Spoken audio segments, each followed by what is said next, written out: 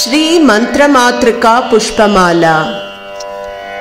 कल्लोलोलसितामृताब्धिलहरी मध्ये विराजन् मणिद्वीपे कल्पकवाटिका परिवृते कादम्बवाट्युज्ज्वले रत्नस्तम्भसहस्रनिर्मितसभा मध्ये विमानोत्तमे चिन्तारत्नविनिर्मितं जननिते सिंहासनं भावये येणाङ्कानलभानुमण्डललसच्छ्रीचक्रमध्ये स्थितां बालार्कद्युतिभासुरां करतलैः पाशां कुशौ बिभ्रती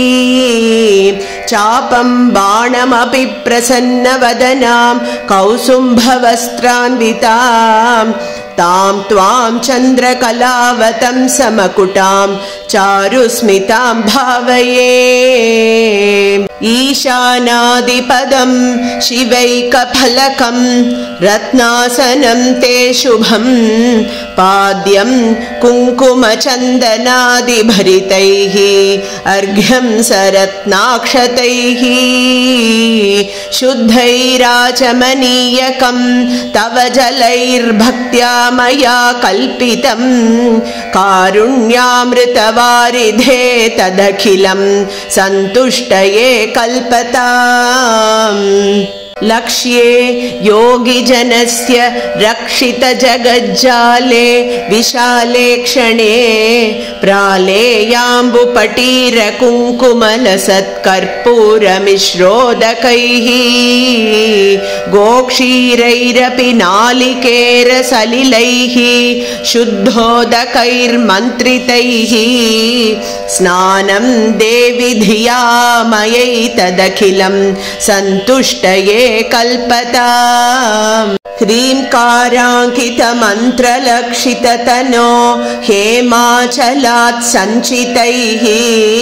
रत्नैरुज्ज्वलमुत्तरीयसहितं कौसुम्भवर्णांशुकम् मुक्ता सन्तति यज्ञसूत्रममलं सौवर्णतन्तूद्भवं दत्तं देवि धिया मयैतदखिलं सन्तुष्टये कल्पताम् हंसैरप्यतिलोभनीयगमने हारावलीमुज्ज्वलां हिन्दोलद्युतिहीरपूरिततरे हेमाङ्गदे कङ्कणे मञ्जीरौ मणिकुण्डले मकुटमप्यर्धेन्दुचूडामणिं नासामौक्तिकमङ्गुलीयकटकौ काञ्चीमपि स्वीकुरु सर्वांगे घनसारकुङ्कुमघनश्रीगन्धपङ्काङ्कितं कस्तूरीतिलकं च फालफलके गोरोचनापत्रकम् गण्डादर्शनमण्डले नयनयोर्दिव्याञ्जनं तेञ्चितं कण्ठाब्जे मृगनाभिपङ्कममलं त्वत्प्रीतये कल्पताम् कल्हारोत्पलमल्लिकामरुवकैः सौवर्णपङ्केरुहैः जातीचम्पकमालतीवकुलकैर्मन्दारकुन्दादिभिः केतक्या करवीरकैर्बहुविधैः क्लिप्तास्रजो मालिकाः सङ्कल्पेन समर्पयामि वरदे सन्तुष्टये गृह्यताम् हन्तारं मदनस्य नन्दयसि यैरङ्गैरनङ्गोज्ज्वलैः यैर्भृङ्गावलिनीलकुन्तलभरैर्बध्नासि तस्याशयम् तानीमानि तवाम्ब कोमलतराण्यामोदलीलागृहाण्यामोदाय दशाङ्गगुग्गुलुघृतैर्धूपैरहं धूपये लक्ष्मीमुज्ज्वलयामि रत्ननिवहोद्भास्वत्तरे मन्दिरे मालारूपविलम्बितैर्मणिमयस्तम्भेषु सम्भावितैः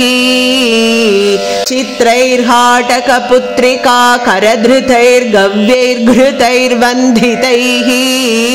दिव्यैर्दीपगणैर्धिया गिरिसुते सन्तुष्टये कल्पताम् ह्रीङ्कारेश्वरि तप्तहाटककृतैः स्थालीसहस्रैर्भृतम् दिव्यान्नं घृतसूपशाकभरितं चित्रान्नभेदं तथा दुग्धान्नं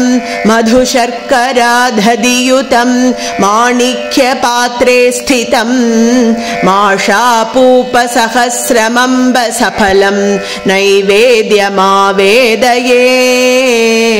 सच्छायैर्वरकेतकीतलरुचा ताम्बूलवल्लीदलैः पूगैर्भूरिगुणैर्सुगन्धिमधुरैः कर्पूरखण्डोज्ज्वलैः मुक्ताचूर्णविराजितैर्बहुविधैः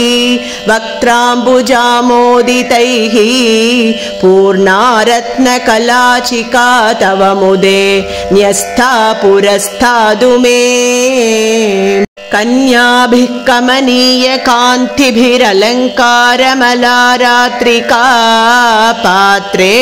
मौक्तिकचित्रपङ्क्तिविलसत्कर्पूरदीपालिभिः तत्तत्तालमृदङ्गगीतसहितं नृत्यत्पदाम्भोरुहं मन्त्राराधनपूर्वकं सुनिहितं नीराजनं गृह्यताम् लक्ष्मीर्मौक्तिकलक्षकल्पितसितच्छत्रं तु धत्ते रसात् इन्द्राणी चरतिश्च चामरवरे धत्ते स्वयं भारती वीणामेण विलोचनाः सुमनसां नृत्यन्ति तद्रागवद्भावैराङ्गिकसात्विकैर्स्फुटरसं मातस्तदालोक्यताम् ह्रीङ्कारत्रयसम्पुटेन मनुनोपास्ये त्रयी मौलिभिः वाक्यैर्लक्ष्यतनो तव स्तुतिविधौ को वा क्षमेताम्बिके सल्लापाः स्तुतयः प्रदक्षिणशतं सञ्चारयेवास्तु ते संवेशो मनसः समाधिरखिलं त्वत्प्रीतये कल्पताम् श्रीमन्त्राक्षरमालया गिरिसुतां यः पूजयेच्चेतसा सन्ध्यासु प्रतिवासरं सुनियतस्तस्यामलं स्यान्मनः चित्ताम्भोरुहमण्डपे गिरिसुता नृत्तं विधत्ते रसाद्वाणी वक्त्रसरोरुहे जलधिजा गेहे जगन्मङ्गला इति गिरिवरपुत्री पादराजीवभूषा भुवनममलयन्ती सूक्तिसौरभ्यसारैः शिवपदमकरन्दस्यन्दिनीयं निबद्धा मदयतु कविभृङ्गान् मातृका पुष्पमाला इति मन्त्रमातृका पुष्पमालास्तवः समाप्तः।